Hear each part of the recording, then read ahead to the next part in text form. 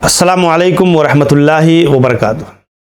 ناظرین کرام، دعا کے قواعد اور ضوابط اور اس کے کچھ بنیادی اصول سے متعلق گفتگو چل رہی ہے کہ دعا میں ہمیں شریعت کے قاعدوں اور ضابطوں کو برت کر کے، اسے اختیار کر کے، اپنا کر کے دعا کرنا، یہ بہت اہم اور ضروری امر ہے۔ آپ دیکھیں، دعا کے معاملے میں ایک قاعدہ یہ بھی ہے کہ کل ذکر او دعا ان عددی، ہر وہ دعا اور ذکر جس کے بارے میں اللہ کے نبی صلی اللہ علیہ وسلم نے کسی عدد کو خاص کیا ہے کہ یہ دعا 3 بار، 7 بار، 10 بار، 20 بار، 25 بار، 33 بار اس کو پڑھا جائے، تو جو عدد اللہ کے نبی صلی اللہ علیہ وسلم نے خاص کیا ہے، قاعدہ یہ ہے کہ اسی عدد کے مطابق اس دعا کو اختیار کیا جائے۔ یہ نہیں کہ ہم بڑے مجاہد ہیں، اللہ کے نبی صلی اللہ علیہ وسلم نے بتایا 33 بار پڑھنے کے لیے، تو ہم جو ہے اس کو 90 بار پڑھ سکتے ہیں۔ بھائی پڑھ سکتے ہیں، لیکن اللہ کے نبی کی سنت یہی ہے، یہ قاعدہ اور ضابطہ ہے۔ اگر وہ چیز زیادہ مطلوب ہوتی تو اللہ کے نبی زیادہ بتاتے۔ اللہ کے نبی سے بڑھ کر مجاہد اور صحابہ سے بڑھ کر کے عابد و زاہد آپ نہیں ہو سکتے۔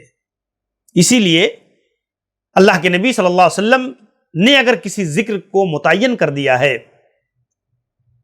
مثلا نماز کے بعد اللہ کے نبی نے فرمایا تسبیح تحلیل یا تسبیح تحمید تکبیر 33 بار اللہ کے نبی صلی اللہ علیہ وسلم نے بتایا، تو وہی عدد پڑھنی چاہیے۔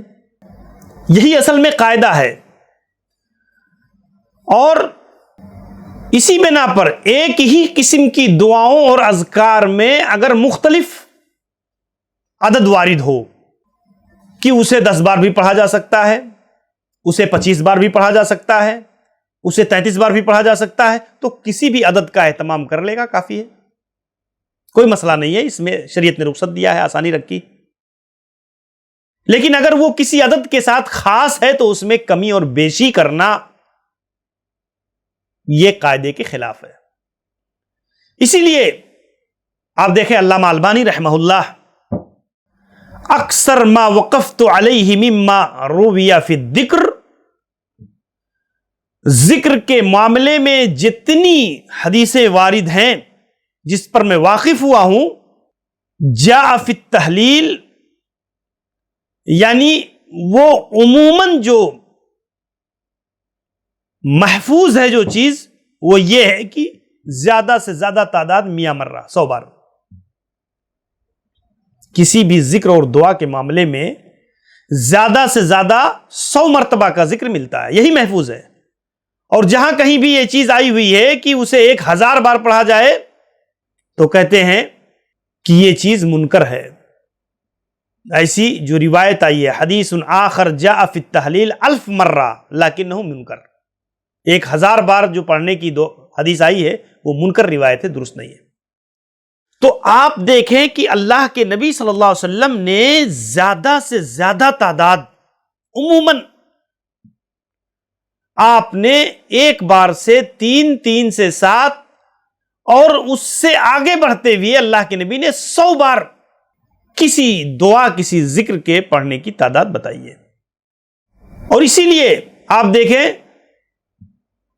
کہتے ہیں والمحفوظ 100 مرہ اذا اصبح و 100 مرہ اذا امسا، اللہ کے نبی سے صبح میں اور شام میں 100 بار ہی ثابت ہے۔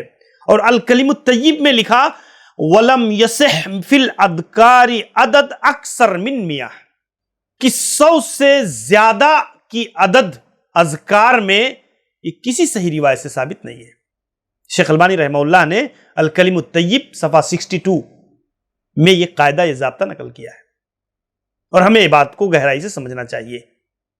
اب آج 700 بار، 1000 بار، 300 مرتبہ، لوگوں نے عبادات، اذکار میں، دعاؤں میں، وظیفوں میں من گھڑت اعداد کو شامل کر کے یہ کریں گے تو ایسا ہو جائے گا، اتنا عدد کر لیں گے تو یہ ہو جائے گا، 1000 بار درود پڑھ لیں گے تو اتنا حاصل ہو جائے گا، یہ عموماً من گھڑت ہیں۔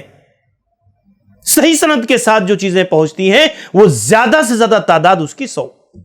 اور اسی سے ایک بات یہ بھی معلوم ہو جاتی ہے، آج آپ دیکھیں اذکار کے مسئلے میں اللہ کے نبی صلی اللہ علیہ وسلم نے زیادہ تر 10، 25، 33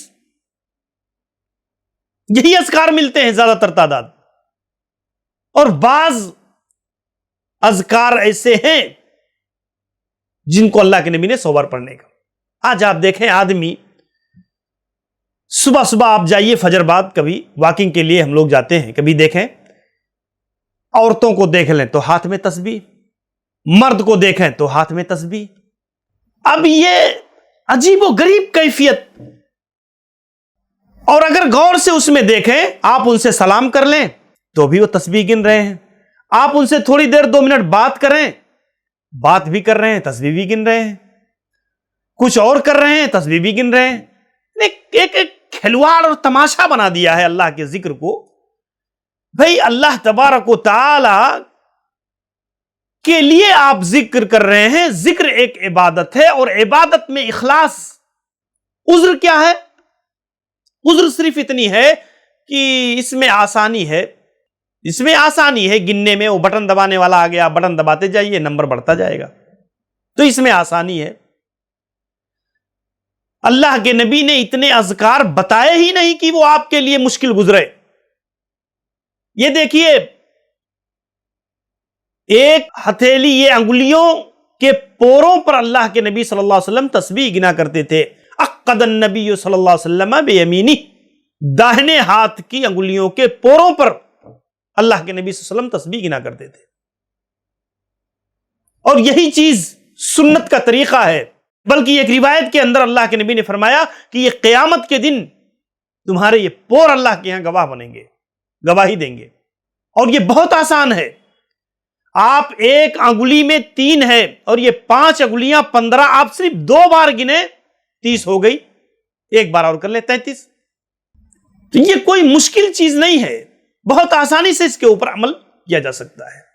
اور جہاں تک تسبیحات اور اس کے دانوں کا معاملہ ہے، اس پر علماء نے تفصیلی گفتگو کی ہے، لیکن سلف کے یہاں کھجور کی بیجوں پر تسبیح گننے کو صحابہ نے پسند نہیں کیا. کنکریوں پر جمع کر کے اس سے تسبیح گننے کو صحابہ کرام نے پسند نہیں کیا. تو اس سے پتہ چلتا ہے کہ سلف کا مزاج اور موقف یہی ہے کہ ان عددی تسبیحات میں، تکبیر میں یا دعاؤں میں وہی طریقہ سنت کا اختیار کیا جائے جو اللہ کے نبی صلی اللہ علیہ وسلم سے ثابت ہے. اور میرا کوئی بھائی برا نہ مانے، حقیقت یہ ہے کہ جب ایک آدمی تسبیح لے کر کے بازار میں نکلتا ہے، تسبیح لے کر کے روڈ پر نکلتا ہے، تو لوگوں کی نگاہیں، آدمی ریا سے اپنے آپ کو نہیں بچا پائے گا، دکھاوے سے. کتنی خواتین ہیں میں دیکھتا ہوں روڈ چلتے تسبیح گن رہی ہیں. ارے اپنے گھروں میں گنو اگر گننا ہے تو. اگر تم اسے درست بھی سمجھتے ہو تو اس کا طریقہ مسجدوں میں ہے، گھروں میں ہے. خاموشی سے چپ کے اللہ کے ذکر کا ایک مظاہرہ کرتے ہوئے نہ پھرو. وہ کوئی بازاروں اور مارکیٹوں میں دکھانے والی چیز نہیں ہے کہ لوگ اس کو دیکھیں کہ تم کتنے عابد ہو، کتنے زاہد ہو، کتنے تسبیح گزار ہو. اس کی بنیاد پر اس میں کہیں نہ کہیں ہمارے عمل اور ہماری عبادت کے ضیاء کا خوف ہے، ڈر ہے کہ وہ ریا کاری اس کے اندر داخل نہ ہو جائے اور اللہ تعالیٰ ہماری عبادت کو ضائع نہ کر دے، ہماری محنت ضائع نہ ہو جائے. اس کے لیے ہمیں اس میں بھی سنت کے مطابق ہی انجام دینے کی کوشش کرنا چاہیے.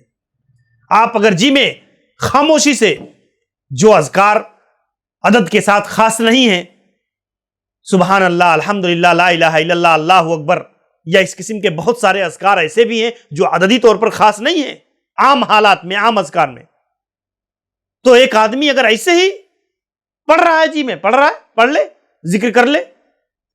تو ہمیں اصلاً یہ قاعدے اور یہ ضابطے سمجھنے کی ضرورت ہے کہ اس میں ایسی چیزوں کو اختیار نہ کیا جائے. اسی طور پر ہم دیکھتے ہیں کہ ذکر کے معاملے میں جو سنت کا تقاضا ہے اس کو برتنا چاہیے. اللہ سے دعا ہے کہ اللہ تبارک و تعالی ہمیں اپنے اذکار کو، اپنی دعاؤں کو اصول و ضوابط کے مطابق سنت کی روشنی میں ڈھالنے کی توفیق عنایت فرمائے۔ السلام علیکم و رحمۃ اللہ وبرکاتہ۔